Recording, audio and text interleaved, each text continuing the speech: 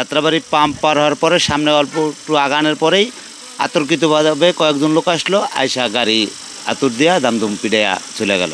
5ই আগস্টের পরে ফাহিম যুবদলের সাবেক নেতা, সে এই স্থান বিভিন্ন পরিবহন দখল করে। আমরাও তারে সহযোগিতা করছি, আমাদেরও করছে প্রথম দিকটা। কিন্তু সে বর্তমানে এমন পর্যায়ে গেছে প্রত্যেকটা পরিবহনের থেকে প্রত্যেক গাড়ি প্রতি 1500 করে টাকা নিতেছে। আমাদের প্রায় 50-60টা গাড়ি প্রতিদিন আমাদের 30,000 টাকার মতো সে নিতেছে।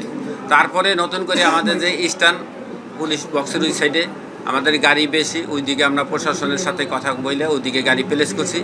সেই গাড়ি প্লেস করার পরিপ্রেক্ষিতে সে প্রতিদিন প্রতি গাড়ি প্রতি আবার 100-200 করে আলাদা টাকা নিতেছে।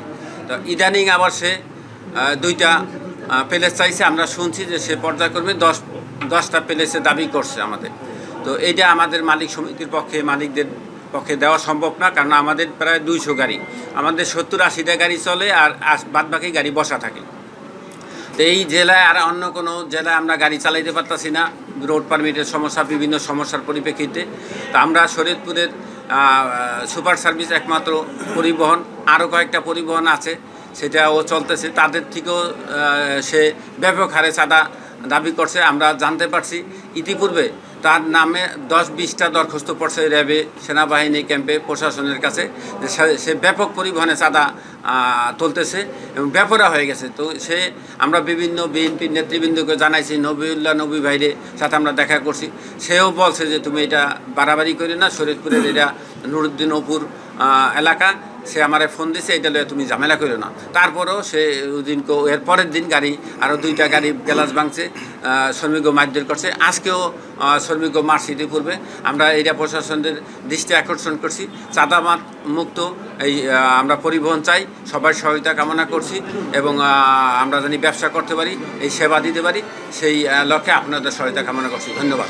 প্রত্যেক দিন প্রায় 30-40 হাজার টাকা নিতেছে আমাদের থেকে প্রত্যেক দিন। তাহলে প্রত্যেক দিন 30,000 নিলে মাসে 10 লাখ এটা নিতেছে মাসিক। এখন বড় এমন বলতেছে 10টা গাড়ির গ্যাপ চায়, সেই গ্যাপের হিসাব করলে আমাকে 5 কোটি টাকা ভ্যালুয়েশন আহে, এইরকম ব্যাপারটা। ওই তো গ্যাপ চায়, টাকা তো বাড়াইতেছে আরো নতুন করে ওই তো সদস্য তো গ্যাপ, মানে 10টা গ্যাপ চায়। এবং আমরা ওই যে দৈনিক টাকা, যেই টাকা আগে 200-100 টাকা নিতে, এখন 500-700-1000 টাকা দাবি করতেছে প্রত্যেক গাড়ি থেকে, এবং প্রত্যেকটা পরিবহনের জন্য সে নিতেছে এবং তার নামে সেইভাবে কমপ্লেনও দিচ্ছে সব পরিবহন। প্রতি মাসে আমাদের 8-10 লাখ টাকা নিতেছে অলরেডি, আরও বড় ধরনের দাবি করতেছে। সেইটা আমাদের বিরোধ, আমরা সেটা দিতে রাজি না। সেই দাবিটা কি? দাবিটা সে 5 কোটি বা 7 কোটি টাকা দিতে হইব, নাহলে 10টা গ্যাপ দিতে হইব। এরকম আমাদের এইরকম তেমন ছিল না, এইরকম ফাইন তো ছিল না তখন। তখন আমরা আমাকে লোক দিয়ে আমরা নিয়ন্ত্রণ করতাম, তেমন একটা লাগতো না, আমাকে খরচটা লাগতো না, হালকা পাতলা কিছু লাগতো, তেমন না। বাড়ি যত পরিবহন আছে সবগুলারে জিম্মি করে লাগছে, পোলাপান দিয়ে সবগুলার থেকে টাকা নিতেছে। এখন যে অবস্থাটা আমি জেনেছি, যেটা যে মালিক সমিতির কাছে তারা 5 কোটি টাকা চাঁদা চেয়েছে এক যুবদল নেতা, যাত্রাবাড়ির নাম ফাহিম। তারপর থেকে আমরা গাড়িগুলি পাঠাচ্ছি যাত্রাবাড়িতে, কিন্তু আমাদের গাড়ি এ পর্যন্ত 25টা গাড়ি গ্লাস ভাঙছে, আমার 25টা শ্রমিককে মারধর করছে। আজকেও সকালে আমাদের এক শ্রমিকের মাথা ফাটায় ফেলছে, গাড়ি ভাঙছে। এখন আমরা এই গাড়ি নিয়ে যাত্রাবাড়িতে যাইতে পারতেছি না। এই শরীয়তপুরের 20 লক্ষ লোকের একটা দুর্ভোগান্তি মধ্যে যাত্রী শরীয়তপুরের জনগণ পড়ছে। এখন এটা আমরা আসলে একটা চাঁদাবাজ মুক্ত একটা পরিবহন আমরা চাই, একটা ব্যবসা চাই, যেখানে আমরা নির্বিঘ্নে আমার শ্রমিকরা গাড়ি চালাইতে পারে।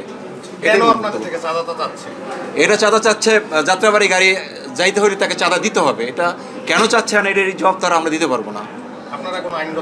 আমরা আইনগতভাবে চেষ্টা করতেছি। আমরা শরীয়তপুর জেলা প্রশাসকের কাছে আমরা স্মারকলিপি দিয়েছি, আমরা এসপি সাহেবকে বলেছি, ঢাকাতেও র্যাব ক্যাম্পে আমরা বলেছি, আর্মি ক্যাম্পে আমরা বলেছি, যাত্রাবাড়ি থানায় বলেছি। থানাটা ওভারটেক করে আমাদের যত কয়টা জায়গা ওভারটেক করে আমাদের গাড়ি যায়, প্রত্যেকটা থানাকেই আমরা ইনফরমেশন করেছি যে এই ঘটনা ঘটতেছে।